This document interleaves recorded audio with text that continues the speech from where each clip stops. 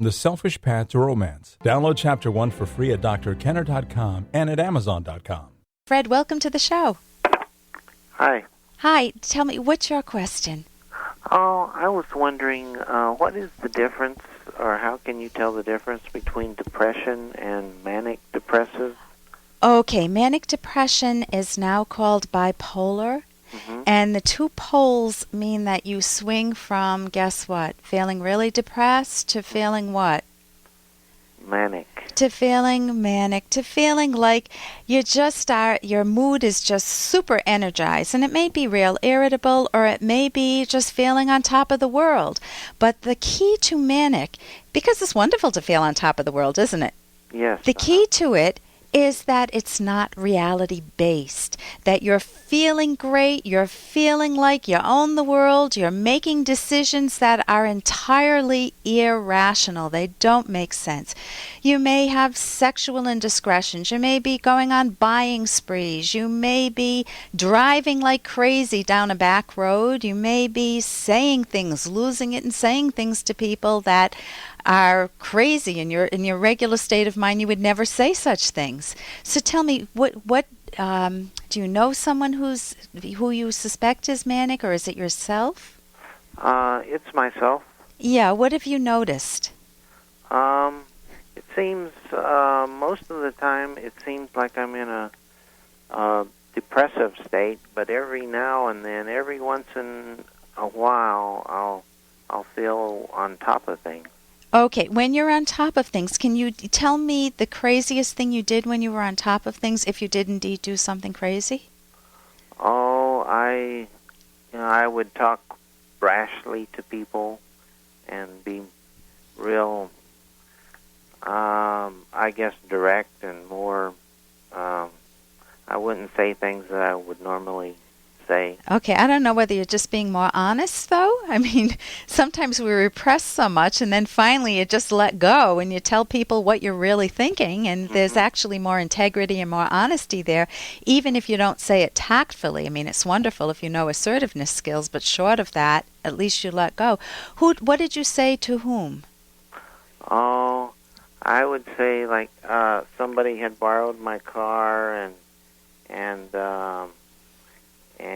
they didn't seem like they wanted to return it, and so I just confronted them about it, and it ended our friendship. Well, it sounded like you made a very good decision. I'm glad the friendship ended. Why? If someone borrowed, why are you laughing?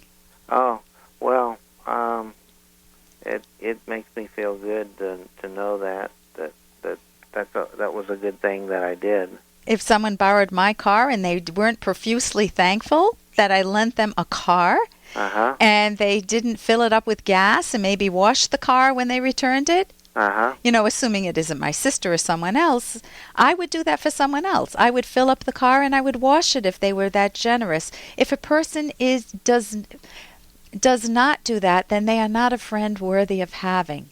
They're going to be users. They would use you. So you had the guts to stand up for yourself? Yes, I did, and then it kind of threw me into a depression, to tell you the truth. Because you're not used to doing that? Because I'm not used to doing that, and I'm not used to standing up for myself. Oh, how did you learn not to stand up for yourself? I don't know. Just kind of, I figured, kind of. When did you learn to be polite and bite your tongue and not say what you really feel and stuff it all till your head feels like it's going to explode? Yeah, I don't want to offend people, and I just kind of stuff it, Okay, that you don't want to do that to yourself. You want to learn what is called, a body of skills that are called assertiveness skills. And you can learn them many different ways. Basically, if you think of the old type phones, you have a mouthpiece and you have a receiver, right? Right. You need to know how, with communication skills, you need both ends. You need to know how to listen actively and get the person's full context, and then how to ask questions, and then how to say precisely what you mean with laser accuracy without attacking the other person, but without biting your own tongue. Mm-hmm. And there is a way to do that. It's called... Hey, I got to interrupt this because we've got to pay some bills. 30 seconds, that's it. A very quick ad, and then Ellen will be back. Romance. Ugh, I wish guys knew more about what we want from a relationship. Boy, I wish I knew more about what I want. Where's that ad I saw? Here it is. The Selfish Path to Romance. A serious romance guidebook. Download Chapter 1 for free at selfishromance.com and buy it at amazon.com.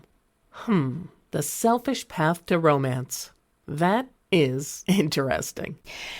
Without attacking the other person, but without biting your own tongue. Mm-hmm.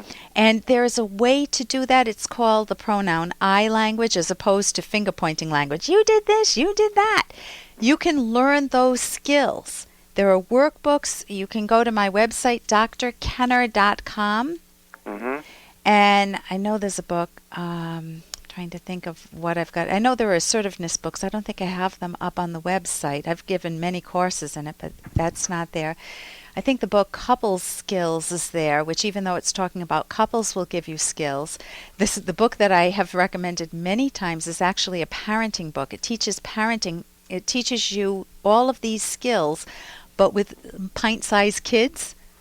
But they're the same communication skills that you would use with an adult. There's this book called How to Talk So Kids Will Listen and Listen So Kids Will Talk. That's the name of the book? Yes, that's at my website, drkenner.com. And that book teaches you all of the assertiveness skills you'd ever need. If I were reading that book, it could be how to talk so my husband will listen and listen so my husband will talk, or how my mother will listen and listen. It teaches you beautiful communication skills because it's simple. It teaches it with comic strips and vibrant examples, very relatable examples. So I highly encourage you to get that book. And even though you're not dealing with pint-sized kids, that's an easy way to get the skills. There's also a book, Messages by McKay and some other authors. Again, that one's not on my website either, but that's a decent book. So here's what I recommend. If you think that you're bipolar, I think you're doing yourself a disservice if all you're talking about is that you're repressed, meaning you've learned how to bite your tongue because you don't want to offend other people. Mm-hmm.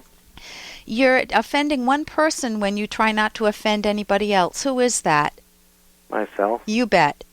And you need to be your own best friend. You need to learn the skills. We learn math. We learn about Attila the Hun. We learn about history in grade school or middle school or high school. But we don't learn assertiveness skills. Learn those skills. If you may browse the bookstores yourself and find some that teach assertiveness skills. That's what they're called.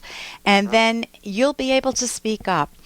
So I would not get trapped in thinking that you have some heavy diagnosis and that you need the medication, because if that's all you did, then that's wonderful. I think that success is like breaking through a barrier for yourself.